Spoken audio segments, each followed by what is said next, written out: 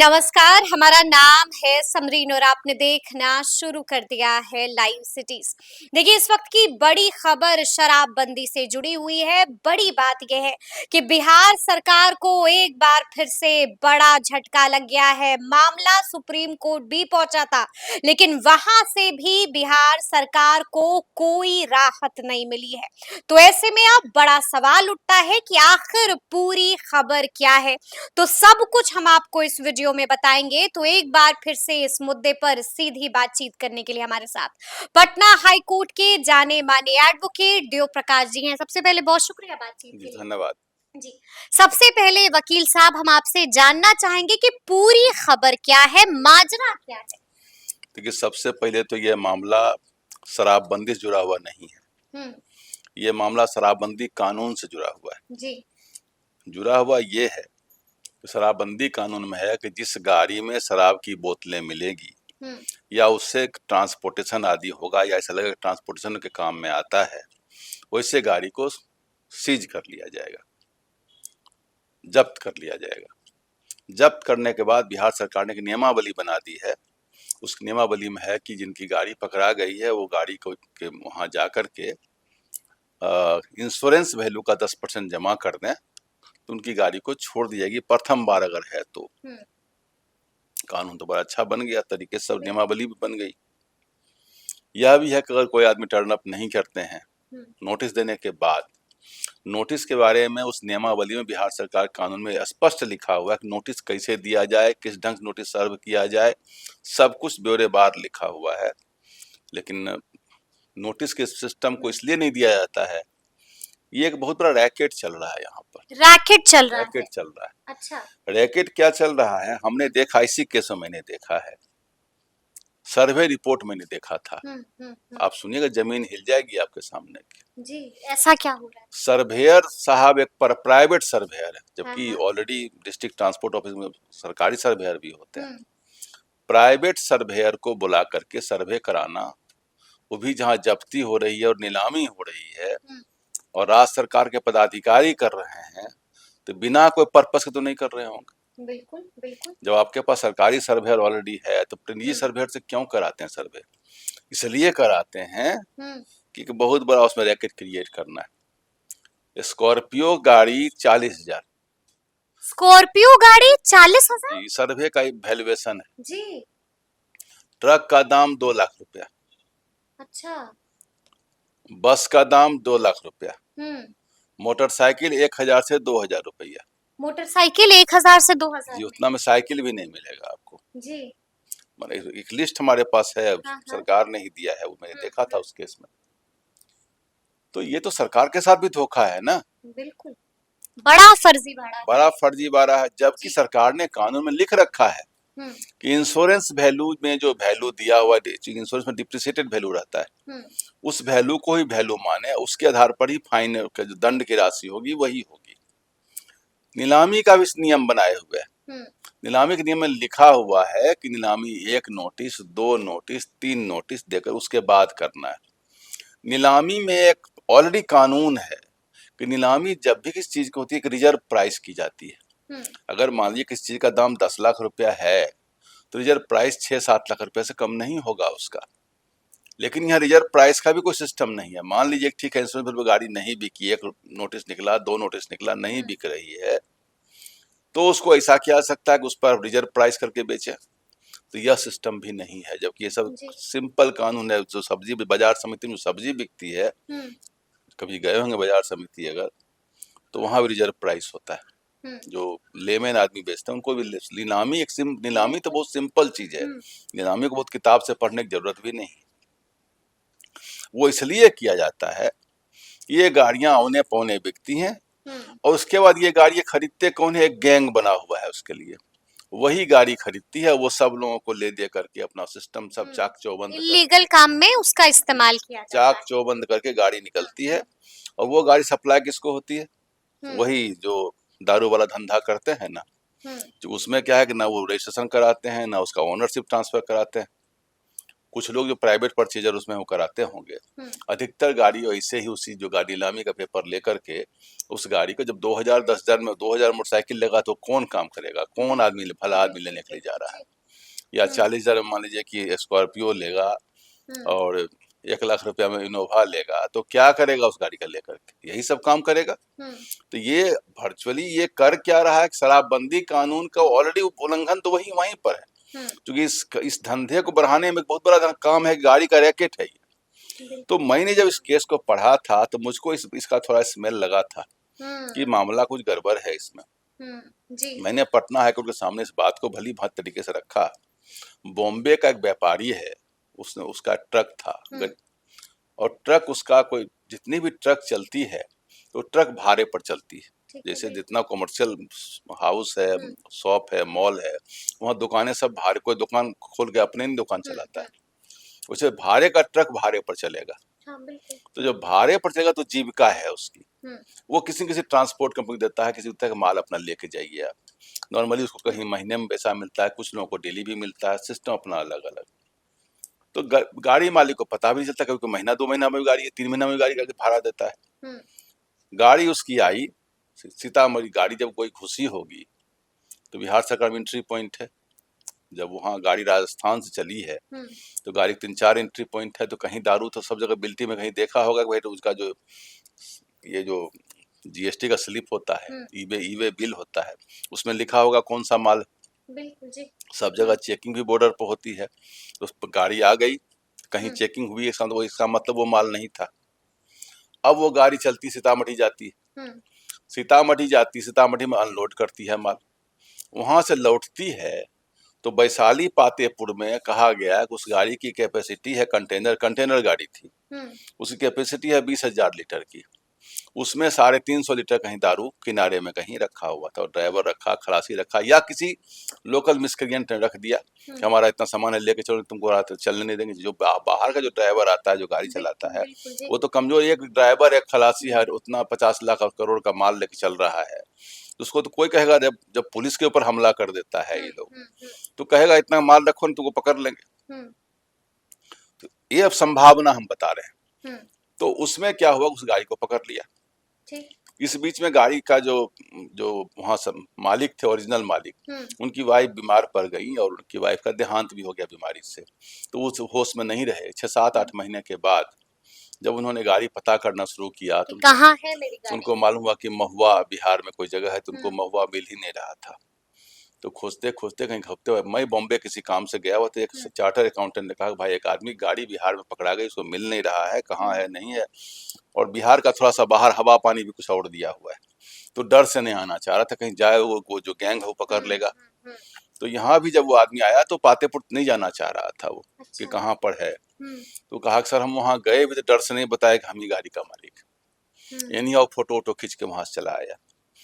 फिर हमने उसका फॉर्म 4 जो है वो जमा करा दिया, और नीलामी के एक दिन पहले फॉर्म 4 जमा हो गया, जिसमें है कि इतना फाइन जमा करके गाड़ी आप छुड़ा सकते हैं।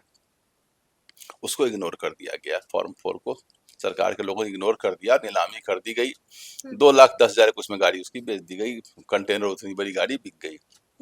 न तो उसको एक नोटिस गया, एक नियम है कि किसी गाड़ी बेचिएगा तो मिनिमम नोटिस तो बनता है ना। बिल्कुल बनता है। हाँ। तो यह आपको सुन के भी हंसी आएगी तो किसी बात लगेगी कि जो कन्फिस्केशन पदाधिकारी हैं, नीलामी पदाधिकारी हैं, एसडीओ है, वो कहते हैं कि गाड़ी के मालिक का नाम अप्राप्त है। अच्छा। नहीं पता है गाड़ी का मालिक कौन है। साहब रोड पर जो कैमरा लगा हुआ है ना, पोल पर लटका हुआ, उसको पता है गाड़ी का मालिक कौन है। एक अदना सा सिपाही, क्योंकि सरकार का सिपाही, एक मशीन रखता है और गाड़ी लगाता है और उसमें देख लेता है गाड़ी का ओरिजिनल मालिक कौन है, तुरंत निकाल लेगा, एड्रेस आदि सब, आपका टेलीफोन नंबर तक निकाला, इस पर चालान लगा के भेज देता है।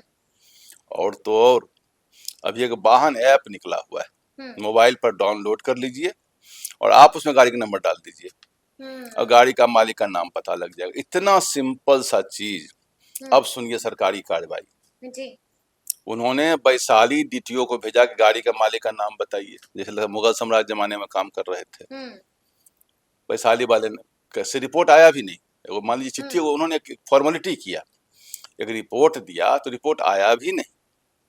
अगर भेजना ही था तो गाड़ी जब लिखा हुआ गाड़ी का नंबर है MH, गाड़ी का नंबर लिखा हुआ है उसमें कि MH04U0423, MH मतलब महाराष्ट्र, बिल्कुल हाँ। तो आप वहाँ भेजे होते, तो आपने वहाँ भी नहीं भेजा।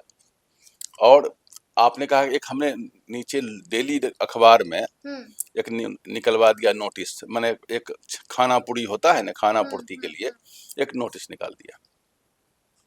नोटिस निकाल दिया, कहाँ से नोटिस कोई देखेगा उसको? जी जी जी। पहला काम तो पर्सनल नोटिस जाना चाहिए, उसके बाद ना नोटिस। और नोटिस निकाले तो बिहार में रहता है आदमी, बम्बई में। उसके बाद उन्होंने कहा नहीं हमने दिल्ली के अखबार में भी निकाला, तो उसका क्या मतलब है? दिल्ली अखबार कोई मीनिंगलेस बात है। और उसके बाद गाड़ी उसकी बेच दी गई 2 लाख में। तब तक हम लोगों ने हाई कोर्ट में जाके केस किया। ऑनरेबल हाई कोर्ट ने कहा जब गाड़ी बिक गई तो थर्ड पार्टी क्रिएट हो गया इसमें राइट, तो अब तो कंपेंसेशन की ही बात होगी। बिल्कुल। इस बीच में और पार्टी से सारी बात सुनवाई 2023 की कहीं केस है, चलता रहा। उसके बाद जो हमने रखा कि कहाँ कहाँ इसमें लैप्सेज है, उस बात को देखो ऑनरेबल सुप्रीम कोर्ट ने बहुत ही टाइटली इस पर लिखा कि भाई तो बहुत बड़ा तमाशा हो रहा है। इसका मतलब ये गाड़ियों का दाम इस प्राइस में गाड़ी क्यों बिक रही है? क्या उसमें कोई प्रोसेस नहीं है, कोई रिजर्व प्राइस नहीं है? हाई कोर्ट ने कहा इन हालात में क्यों बेची जा रही है गाड़ियों को? ये बातें हाई कोर्ट ने कही वकील तो साहब। उनको ये ब्रैकेट की बात जब मैंने कही थी, ये बात कहीं न कहीं उनके माइंड में आया कि सही माने में गड़बड़ हो रहा है। गाड़ियां इतना कम दाम में, थ्रो अवे प्राइस, उन्होंने वर्ड यूज किया है जजमेंट में कि थ्रो अवे प्राइस पर क्यों बिका है। और उन्होंने इसको बहुत ही स्ट्रांगली लिया और बोला कि हमने बार बार हम कहते आ रहे हैं। उन्होंने बड़ा अच्छा एक जजमेंट भी कोट किया है, जिसमें कि जजमेंट है commissioner of police versus Gurudas Govardhan Das Bhanji. बहुत अच्छा ऑर्डर है, उसमें लिखा हुआ है कि पब्लिक सर्वेंट की जिम्मेवारी क्या है, और जब भी कोई शक्ति दी जाती है तो आपके पास साथ में जिम्मेवारी भी आती है। पब्लिक का ट्रस्ट है, और आपको सरकार के साथ भी ईमानदारी रखना है और जनता के साथ भी ईमानदारी रखना है, और यह देखना है सरकारी धन का दुरुपयोग ना हो। इन सब बातों को बताते हुए आपने ऐसा कार्य किया कि गाड़ी वाले को भी धोखा दिया और सरकार को भी धोखा दिया। गाड़ी वाले को भी धोखा दिया और सरकार को भी धोखा दिया। हाई कोर्ट ने ऑर्डर में दोनों बात लिखा है। हाँ। हाई कोर्ट ने कहा कि जितने पदाधिकारी संलिप्त हैं उनके ऊपर अनुशासनिक कार्रवाई की जाए, और जो सर्वे में जो लिप्त हैं, जिनसे सर्वे कराया गया, वो कौन है? जो ट्रक का 2 लाख और स्कॉर्पियो गाड़ी का, और जब वही गाड़ी बाइक का 1000-2000, जब वही गाड़ी DTO द्वारा जो मान्य सर्वेयर है उन्होंने सर्वे किया, वो रिपोर्ट भी हाईकोर्ट में दिया, वो 18 लाख किया है उसी गाड़ी का सर्वे। बहुत दिनों के बाद सेम गाड़ी का सर्वे 18 लाख। तो सेम गाड़ी सर्वे बिहार सरकार ही करके सर्वेयर कर रहे हैं, और प्राइवेट सर्वेयर 2 लाख। तो अब कितना बड़ा कन्फ्लिक्ट, विरोधाभास दोनों में आ गया। तो उसमें उन्होंने कहा कि 21 लाख जमा करिए पटना हाई कोर्ट में, और सारे के ऊपर कार्रवाई करिए। और जो सर्वे उनके ऊपर, सर्वेयर के ऊपर क्रिमिनल केस करिए। लेकिन मामला अब सुप्रीम कोर्ट कैसे पहुंच गया वकील साहब? मतलब बड़ा सवाल तो यही है कि हाई कोर्ट से मामला सुप्रीम कोर्ट। अब चूंकि ऑर्डर सख्त था, बिहार सरकार को लगा कि वहां जाएंगे तो रिलीफ हो जाएगा,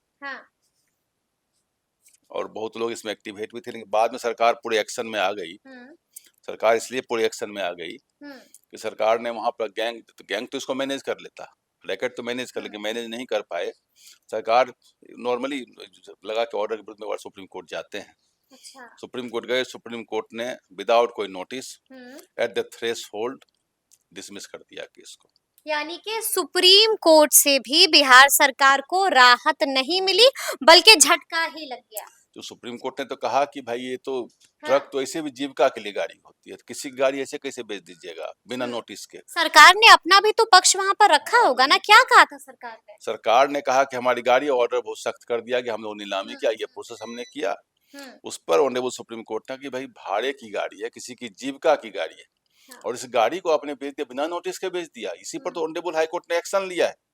यानी कि फटकार लगी है बिहार सुप्रीम कोर्ट ने कहा कि हम इस ऑर्डर में कोई हस्तक्षेप नहीं करने जा रहे हैं, और हम हाई कोर्ट के ऑर्डर के साथ हैं, और डिसमिस कर दिया उसको। यानी कि 21 लाख रुपया देना होगा। तो 7 मई को डिसमिस हुआ है। ठीक है। 12 मई को उन्होंने डिमांड ड्राफ्ट बनाया, और 13 मई को पटना हाई कोर्ट में जमा हो गया। आज इस केस की सुनवाई थी। कोर्ट में कंप्लायंस रिपोर्ट पड़ गया है कि हमने 13 लाख जमा कर दिया और लगभग 6 पदाधिकारियों पर अनुशासनिक कार्रवाई भी शुरू कर दी गई है। कार्रवाई शुरू हो जी, गई 6 पदाधिकारियों में एक एक्साइज सुपरिटेंडेंट है, ठीक है, 2 एक्साइज इंस्पेक्टर हैं, एक एमवीआई है और 2 एसडीओ हैं। 2 एसडीओ हैं जो कन्फिस्केशन में और ऑक्शन प्रोसीजर में जो थे काम किए थे, चाहे या अनचाहे जैसे हो, लेकिन उन लोग का भी साइन था तो उन लोगों को भी लिया गया। ठीक है। और जो सर्वेयर हैं उनके ऊपर क्रिमिनल केस किया गया, वो नॉन बेलेबल ऑफेंस है, 7 साल सजा है उस केस में। और होना भी चाहिए, तो ये तो डकैती है भाई, ये तो सरकार के साथ भी डकैती है और जनता के साथ भी डकैती, डबल डकैती है। बड़ा फर्जीवाड़ा है। लेकिन अंतिम सवाल है मेरा आपसे वकील साहब, आपको क्या लगता है, क्या वाकई में आपको लगता है कि शराबबंदी कानून में कई सारे लूप होल्स हैं जिनमें सुधार की गुंजाइश है? देखिए, शराबबंदी कानून तो क्रमशः रिलैक्स किया गया है। लेकिन अब भी लूप होल्स हैं। रिलैक्स किया गया, लेकिन सीजर वाला जो मामला है अभी भी जहां तहां, यद्यपि अब कानून जो बना दिया गया, नियमावली बना दी गई है, उसके हिसाब से बहुत रिलीफ हो गया, हर लोग चाहे तो रास्ता निकल जाता है उसमें। लेकिन अब रास्ता निकलने से उन लोगों को दिक्कत है जो सख्त कानून होता है तो उसके आड़ में ऐसे लोग पलते हैं। जब भी कोई कानून बहुत सख्त होता है, जो हम लोग जो स्टूडेंट्स में पढ़े हैं, कानून जब बहुत सख्त होता है तो उसके आड़ में ऐसे लोग पलते हैं, तो ऐसे लोग पल रहे थे।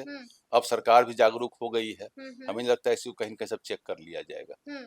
यानी कि संशोधन होना चाहिए ना। बिल्कुल बिल्कुल, सरकार तो बहुत हैवी एक्शन ली है, सरकार भी खुद काफी अलर्ट होकर काम कर रही है। अलर्ट होकर काम कर रही है, तो अब देखना होगा कि आगे आगे क्या कुछ होता है।